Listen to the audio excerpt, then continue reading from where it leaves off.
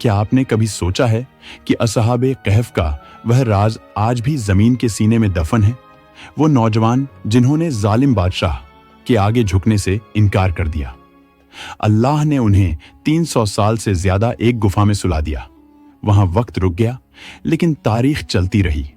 Quran, Bible और दुनिया की हर कदीम किताब में उस गुफा का जिक्र मिलता है। अब सवाल है, क्या वह गुफा आज भी मौजूद है? क्या साइंटिस्ट और खोजकर्ता नई तकनीक से उस रहस्य तक पहुंचेंगे? और अगर वह गुफा मिल गई, तो क्या हम असहाबे कहफ को उसी हालत में देख पाएंगे जैसे अल्लाह ने उन्हें सुला दिया था? कुरान में लिखा है, असहाबे कहफ और रकीम मेरी अजीब निशानियां हैं। रकीम, यह नाम जहन में रखे, क्योंकि यह नाम वीडियो की आखिर में एक हैरत अंगेज राज सामने आने वाला है। रकीम वो जगह जिसका नाम हर किताब में दर्ज है, वह दौर बुत परस्ती और जुल्म का था।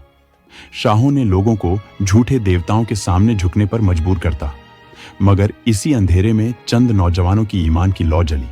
उन्होंने कहा, हमारा रब तो आसमान और जमीन का रब है, हम उसके सिवा किसी को कभी अपना माबूद नहीं मानेंगे। ये कहना उस समय सबसे बद्दी बगावत थी। उनकी जानें खतरे में पड़ गईं। शहर के दरवाजे बंद हो गए। सैनिक उन्हें हर तरफ ढूंढने लगे और वो नौजवान एक गुफा में जा छुपे। अल्लाह ने उन पर अपनी रहमत बरसा दी। कुरान में है, हमने उनके कानों पर कई सालों तक नींद तारी कर दी। अल्लाह ने उनके लिए यह इंतजाम कर दिया, सूरज की रोशनी सीधे उनकी गुफा में नहीं जाती थी। जब सूरज निकलता तो दाईं ओर झुक जाता था, जब डूबता तो बाईं ओर चला जाता था। यह अल्लाह की खास कुदरत थी जिससे वे महफूज रहे। यह नींद हफ्तों की नहीं बल्कि सदियों की थी। कुरान में लिखा है, वो अपनी गुफा में 300 साल रहे और 9 साल भी ज्यादा, यानी पूरी 309 साल। इतना लंबा अरसा कि कई नस्लें बदल गईं, लेकिन वो लोग गुफा में महफूज रहे। अब सवाल, वो गुफा कहाँ है? दुनिया के अलग अलग देशों का दावा है कि असहाबे कहफ की गुफा वहीं है। जॉर्डन, तुर्की, स्पेन, हर जगह निशानियां मिली हैं। हाल ही में जॉर्डन में एक गुफा मिली जिसे असहाबे कहफ की गुफा माना जाता है। वहां 7 कब्रें मिली, 4 दाईं ओर, 3 बाईं ओर। एक पुरानी मस्जिद के अवशेष भी उसी जगह बरामद हुए। कुरान में लिखा है, जो लोग गुफा के मामले में गालिब रहे, उन्होंने कहा, हम तो वहां एक मस्जिद बनाएंगे। 1963 में खुदाई के दौरान कब्रों में इंसानी ढांचे मिले। इन्हें एक कब्र में समेटकर शीशे के पीछे सुरक्षित रखा गया है। गुफा के भीतर जानवरों की अस्थियां, पुराने पत्थर, पुराने लेख मिले। वह किताब भी मिली जिसका जिक्र कुरान में किया गया है। सबसे हैरान करने वाली बात, 300 साल बाद भी साथियों के शरीर सलामत मिले। ये अल्लाह की कुदरत थी।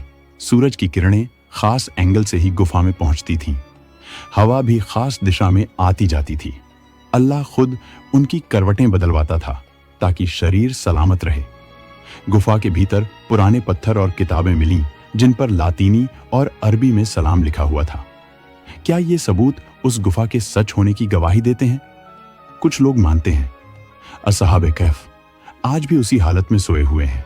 कुछ लोगों ने वहां अजीब रोशनी और चुंबकीय ताकत महसूस की। अगर वो गुफा पूरी तरह सामने आ जाए और असहाबे कहफ के शरीर आज भी वैसे ही मिल जाएं, तो क्या इंसानियत इसे सिर्फ चमत्कार मानकर स्वीकार पाएगी? याद रखें, यह किस्सा नहीं, अल्लाह के करिश्मे की एक अमर मिसाल है। अगर विज्ञान कहता है इंसान सैकड़ों साल नहीं जी सकता, तो कुरान कहता है अल्लाह के हुक्म से सब कुछ मुमकिन है। इसी द्वंद्व ने इस कहानी को आज तक जिंदा रखा है। ईमान वाले इसे अल्लाह की निशानी मानते हैं। वैज्ञानिक इसे आज तक अनसुलझा राज कहते हैं। तो क्या हम अपना ईमान इतना मजबूत बना सकते हैं कि कल अगर ये राज खुल जाए तो हम भी यकीन से कह सकें, हाँ, यह है अल्लाह की निशानी। असहाबे कहफ की कहानी आज भी जारी है और कल भी दुनिया को झकझोरती रहेगी। वीडियो अच्छा लगा हो तो इसको लाइक कीजिएगा, चैनल को सब्सक्राइब कीजिएगा और अपनी दोस्तों को शेयर कीजिएगा। मिलते हैं अगली वीडियो में। अल्लाह हाफिज।